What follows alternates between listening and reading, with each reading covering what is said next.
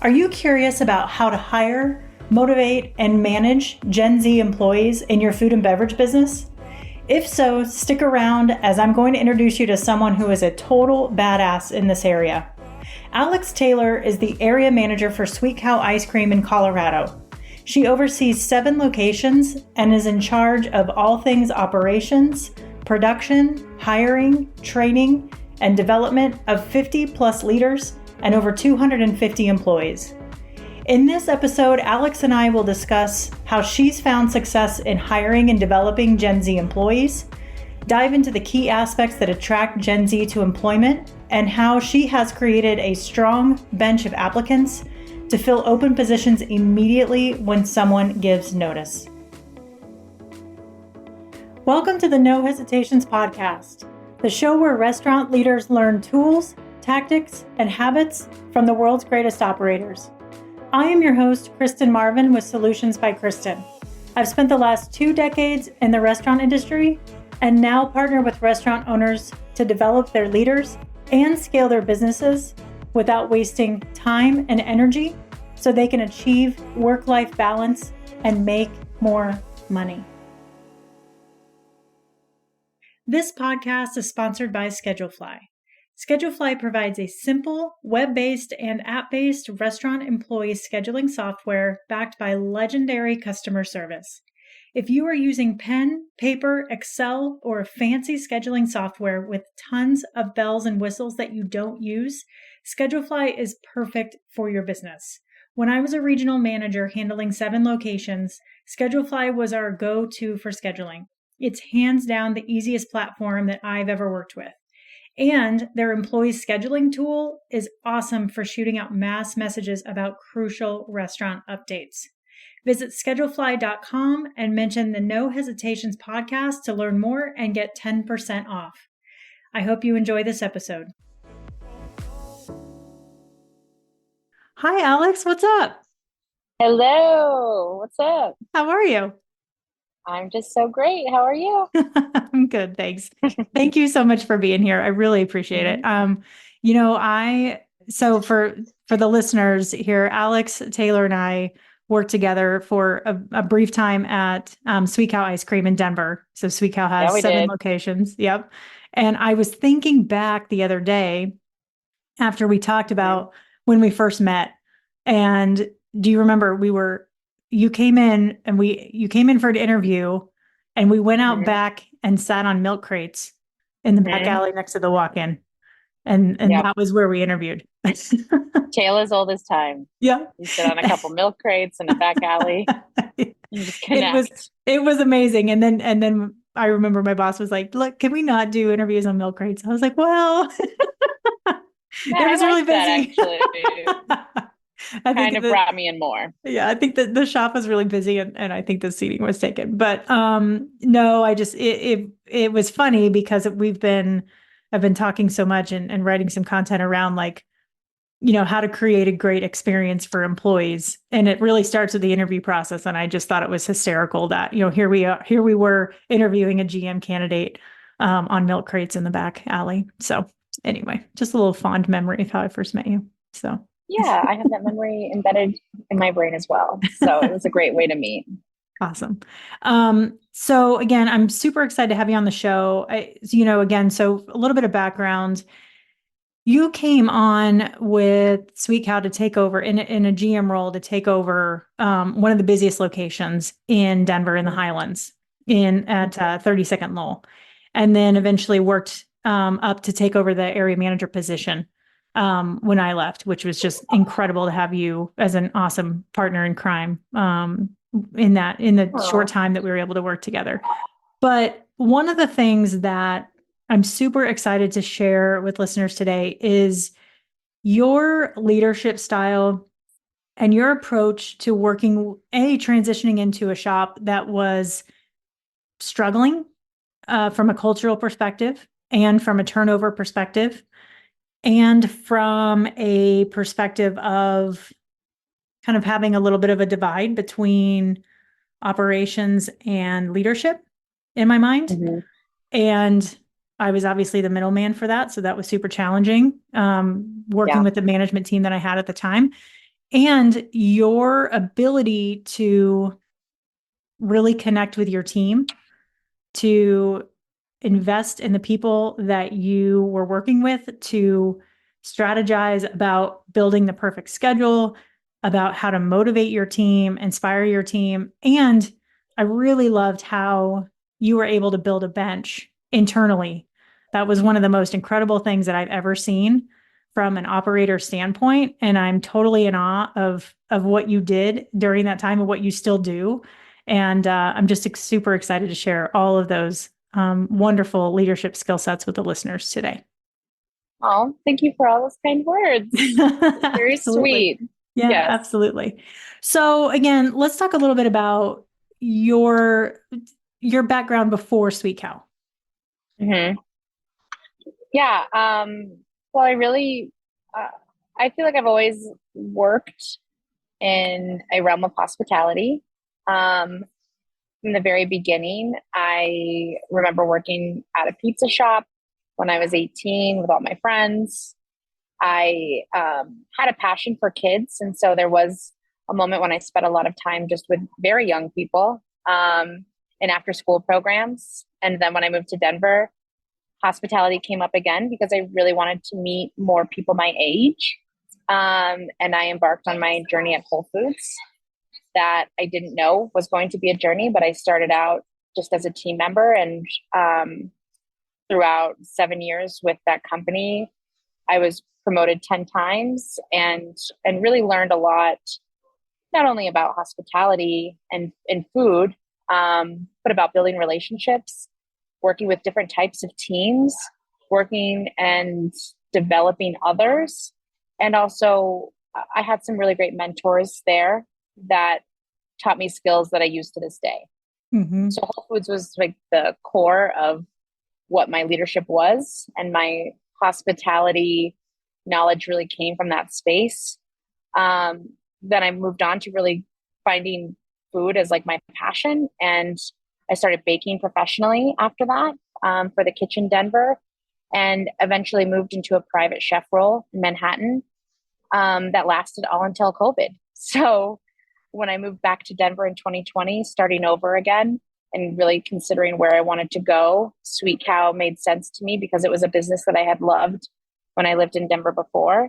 And it aligned with a lot of the values I had regarding leadership, hospitality, great quality ingredients, and great people.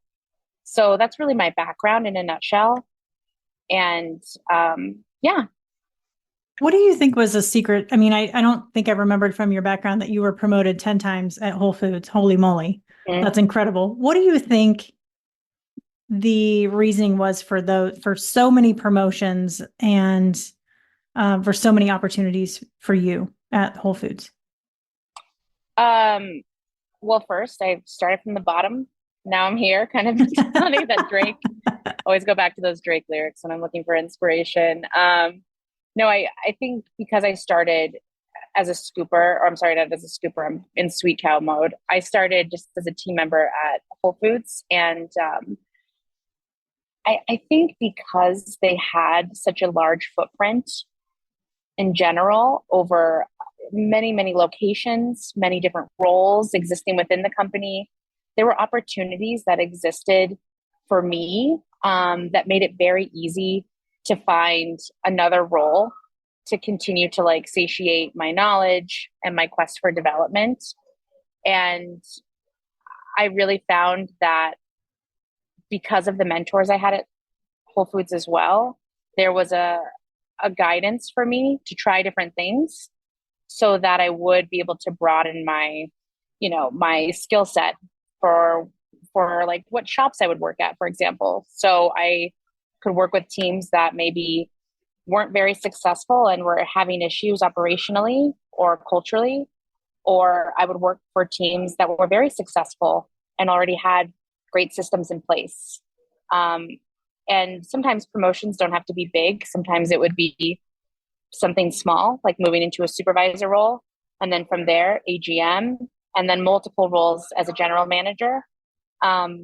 So in a lot of ways, once I was promoted that 9th or 10th time, it was really more about learning new teams, new Mm-hmm. locations, new styles. Mm-hmm. And that really helped me to be flexible and nimble in different environments. Were those opportunities that you were actively seeking out, or were your mentors and peers coming to you saying, there's Mm-hmm. an opportunity, we want to consider you? It was both. It was both.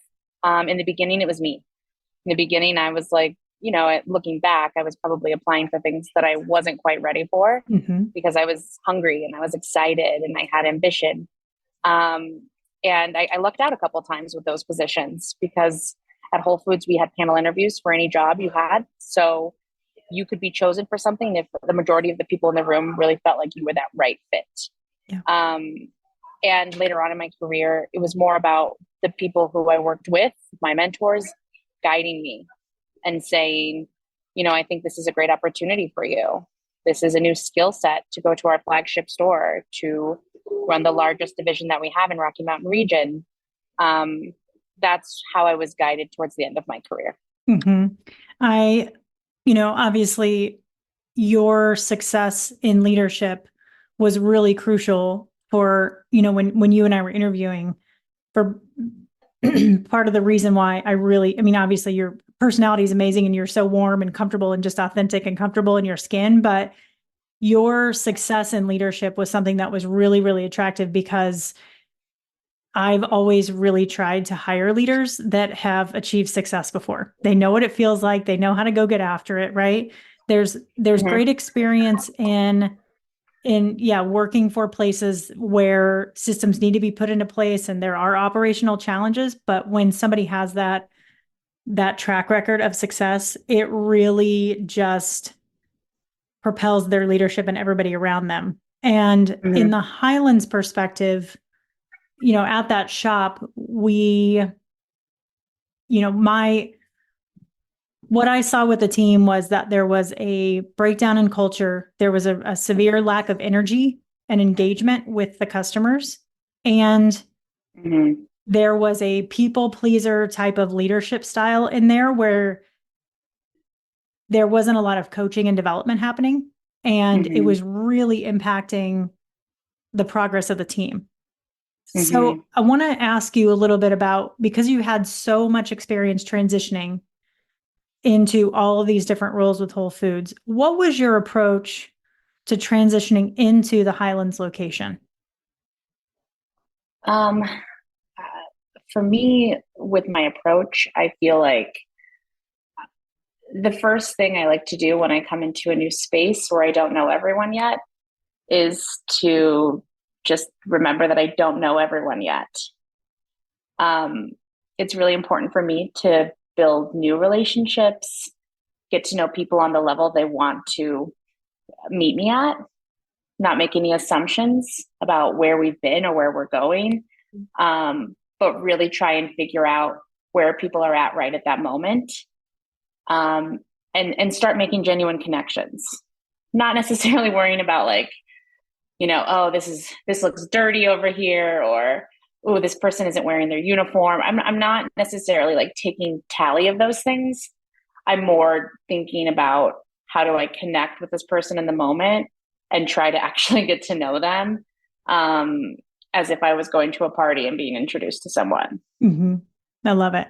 One of the things that I struggled with this, the majority of the team at Sweetcow are in high school or college, and Right. I'm in my 40s and you're in Yeah. your 30s, right? And I Yeah. talk to operators now who've been in the business for a long time, right? And Gen Z is coming in. It's the future generation Mm-hmm. of and current of restaurant employees, right? And they're being blended in. And a lot of operators ask me, like, how do I connect with Gen Zers? Like, what do I talk to them about? And that was a struggle for me too, because I'm an introvert, so I can be awkward at first, and small talk is Yeah. really hard and Yeah. exhausting for me.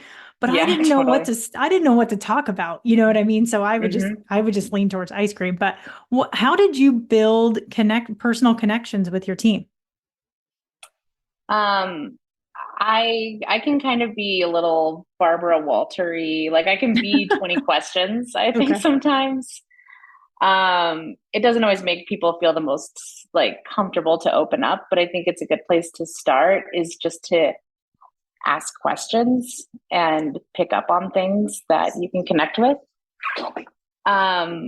So for me, I think listening to people, asking specific questions, and then finding out how I can bring that up again in another conversation, or figuring out if somebody has a more lighthearted personality, if I see them engaging with other people and joking, I also want to have that kind of relationship with someone. So a lot of it is like paying attention to what's happening, both verbally and non-verbally. Some people really want to connect through direct questioning and genuine conversation, and some people want to connect more non-verbally. Hello to all of you amazing leaders in the restaurant world. Before we dive back into today's episode, I want to take a moment and let you know about one of the incredible ways that you can further your team's leadership development. If you've been listening to the show, you've already experienced the passion I have for enhancing leadership skills. Did you know that I also offer exclusive leadership workshops tailored for restaurant management teams? These sessions focus on strengthening leadership abilities, fostering effective communication, crafting a unique leadership style, and developing robust business strategies and visions for the future. If you or anyone you know in the restaurant industry is looking to treat their team to a customized, multi-day leadership training that will improve every aspect of their business, please reach out to me at kristenlmarvin@gmail.com. Thanks a million for being awesome listeners. So I also want to talk about your hiring strategy, because in Sweet Cow, because the business is so seasonal, we almost had to double our staff in some locations to get ready for summertime. And you were so on top of that staffing plan. What was your strategy for that? And I want to pick your brain a little bit about this, because I just read an article in Forbes a couple days ago that Generation Z is becoming masters at ghosting employers because it feels like they have control over their careers. And they are either not showing up for interviews, or they're accepting positions and they're not showing up. So will you talk a little bit about your experience with hiring, with interviewing, with ghosting? How did you handle that? Yeah, I mean, I think people ghost. For me, I understand there's generational differences. Things change. I remember people ghosting me for many years. I think it's a part of just being young. I think some people think they can commit to you and they can't. Some people, come in and they're guns a-blazing that they want a specific job, and then you never hear from them again. And those people I put in the review mirror very fast, and I'm on to the next. It's about finding talent that shows up, number one. And you can see some of those things just in a work history, just like we do for any interview we have, where you really review someone's past. And it's also about figuring out what makes somebody drawn to a position and why they're interested in being there in the first place. So cultivating a great team starts with who you already have and creating that buy-in with those individuals, and especially the leaders in the room. So if you have a manager, a shift lead, a supervisor, those individuals are going to make a lot of decisions, bring a lot of the culture, and they're the ones that are going to be interacting with your team every day more than anyone else. And so I think if you build a really strong leadership team, supervisor group, whatever that looks like for you, then you start to develop the culture that people want to work with.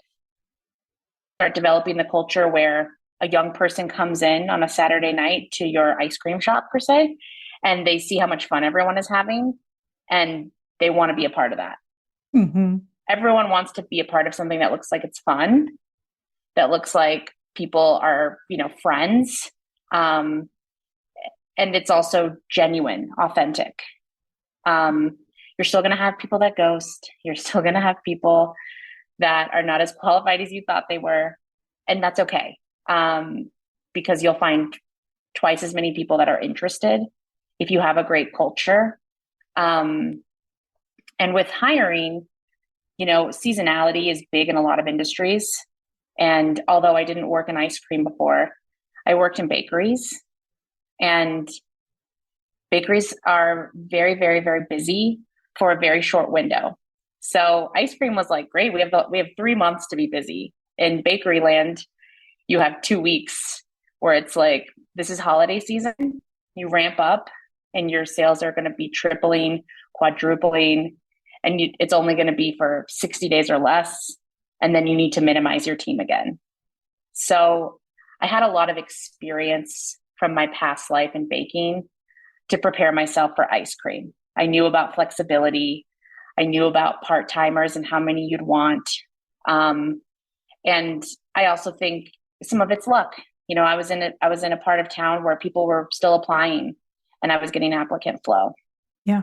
Yeah. And I mean, one of the things that I didn't realize about ice cream when I started working in it is that it's 100% turnover industry anyway. Right. And so just because of the seasonality and some of that, it's not all bad turnover, right? Some of those people, those employees go back to school, so they take a break and then they come back, which is included in the turnover. Right. But you guys did have great applicant flow. And one of the things that was smart about what we did was our job postings were always open. Right. Always, which was overwhelming at times, but also really kept a nice flow of applicants coming in. Right. I remember people being like, can we please shut this off now? But it helped us build relationships and create customers, right, of people that we weren't able to apply or to bring onto the team. I mean, and I saw that shift with you and your team down the road where you didn't have to lean on those applications towards the end of your career. What started to shift there? What happened? Again, it's like people enjoyed their job. Why did they enjoy it? I think people enjoy their jobs because they make good money, they have a great schedule, and they love the people they work with. Those are the 3 things that I think we got really good at with Sweet Cow. And we also set high standards. So everyone in the room was expected to meet those goals. And then people would just be like, my friend wants to work here. Or I have like 4 friends that want to work here. And I'd be like, great, just tell me who you got. Because if I knew someone was amazing, their friends were just as amazing. I had this group of high school boys. I don't say boys, they were men. They were, growing up in front of my eyes. But they were, I had one person on my team who was 16 and so mature and had great follow through, and everyone just appreciated him. And then I hired one of his friends and he was the same. And I hired another one of his friends. He was the same too. And I eventually had like four of them, their crew, all worked at the shop. And it's incredible how if you find one wonderful person, they most likely have friends that are wonderful. And so that really became a part of what we did as well. Yeah. And I remember doing, schedule calls with you every single week, and we'd be like, okay, where are you at staffing wise? What do you need to hire for? Where, what's applicant flow look like? And you're like, oh, I got a referral. I got a referral. I mean, you had such a great culture where you created a bench of future employees that were coming in. And I can only imagine how much time and energy that saved you to be able to focus on investing in your team. Yeah. And going back to like the leadership part of things, finding people who also make the room bright and fun and understand how to have high standards while also bringing, that upbeat vibe that an ice cream shop needs, putting those people in charge. That's very, very important. Like picking out talent and promoting that talent. Because at the end of the day, I'm not going to be able to connect with every single person. I'm not going to be able to work every shift. So embodying that and the people I hired and developed was how I think the culture was consistently happening throughout each day. Yeah. And one of the things that was, built into the Sweet Cow culture, which I love, is mixing up the manager schedules, right? Because your shop was open, the Highland shop was open from 10 a.m. to midnight, right? And you guys would be rocking until, get out of there at 1, 2 a.m. in the morning. And so doing that kind of volume and having a line out the door for hours and hours, you did a really great job of mixing in your schedule so that you could work with your entire team. You'd work morning shifts, you'd work some mid shifts, you'd work some closing shifts.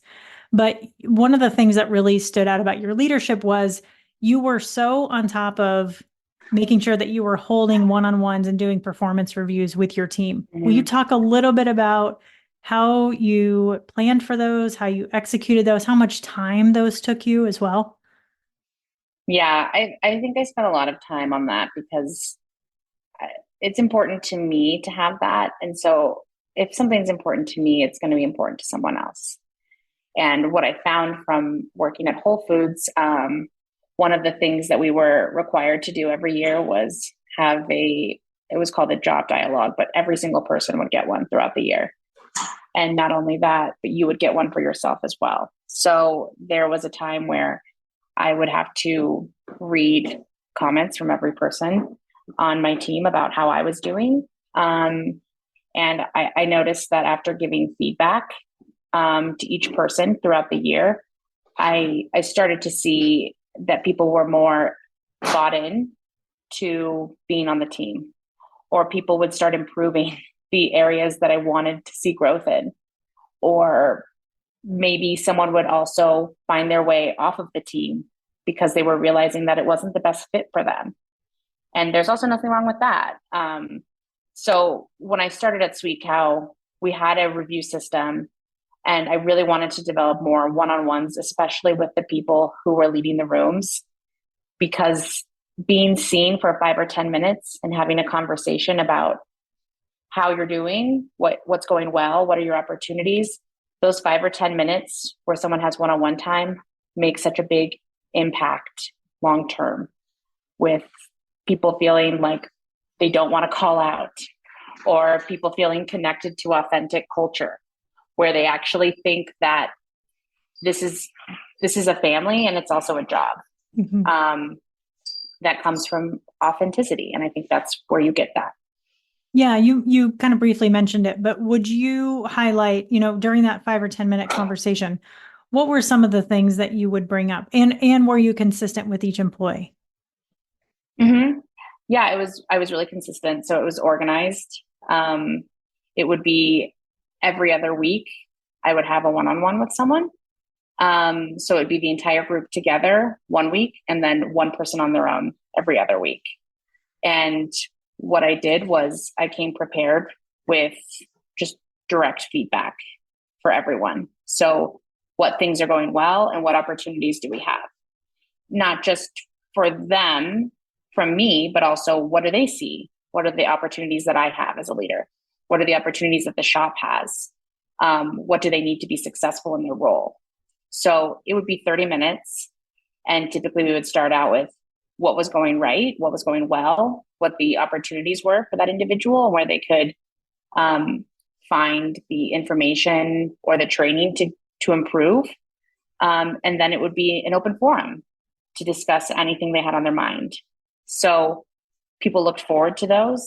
And if I canceled one, I immediately would reschedule it for another time, because that's the other thing is if you don't follow up on these things, if you don't consistently have them, if it's only once that you do it and then it falls off, then people don't use it as a platform to really say what they need, or to really develop on the plans that you've set from the previous conversation. The follow through isn't going to happen on their end if it's not happening on your end. Yeah, and you did this not only with your leadership team, but with every employee in the shop. Yes. Did you find that your younger employees that were, this was their first job, right? And that they weren't necessarily looking to make ice cream a career. How did they accept that feedback?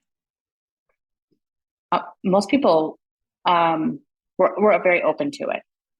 How you say something is just as important as what you say. So I think it's really great to tell people that they are developing skills that they can put on their resume for the rest of their life.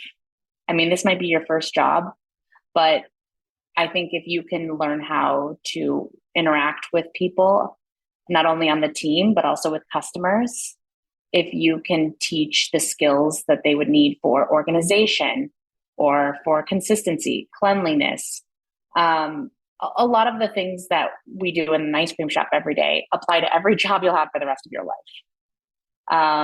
So I think coming from that mentality and really putting it into a perspective that's bigger than ice cream and making it more about them and their career growth starting right now, even in high school, that resonated with a lot of people. Mm-hmm. And how are you applying those same ideas and philosophies with your management team now that you're area director, you're overseeing 7 locations, right? You've got 6 shift leads and 2 managers, ideally in every location. How are you teaching them how to develop their team and motivate and inspire their employees? Well, I think one thing that's happened from being an area manager is I'm more organized than ever before, which is great. We actually have templates for every manager now to use for one-on-ones, not only for myself and the manager, but we also have templates that they can use for themselves and their assistant manager. We also do the same thing with our shift leads. We have, not everyone connects in the same way. Not every manager connects through the same questions or the same conversation. So we really wanted to set up some kind of template for people to use. So that way they would have a guideline as to how they would want those one-on-ones to flow. So we catered it to each shop, each manager, by tweaking things that really were priorities for them, but it's the same template and it's a requirement that you schedule those. When you're not having a shift lead meeting one week, you're having a one-on-one. And we are revamping the review process as well and making it easier. So we don't want it to be wordy. We don't want you to have to sit writing something for over an hour to give to someone. We want it to be easy where you can really highlight the things that are going well and talk about the development piece. So we've also come up with a couple of different ways of doing that save time for our managers so they can spend more one-on-one time with the team and with their shift leads. That's the beauty and the goal, right? The more systems that you can put into place, the more opportunities that your managers have to spend with their team, right? And the more opportunities the team have to spend with the guests, for sure. I want to ask you one last question. What do you find Gen Z really wants out of a job when they're coming to interview? What are they asking for? I think people are again, going back to what I said before, like multiple times, but I think people are looking for like authenticity.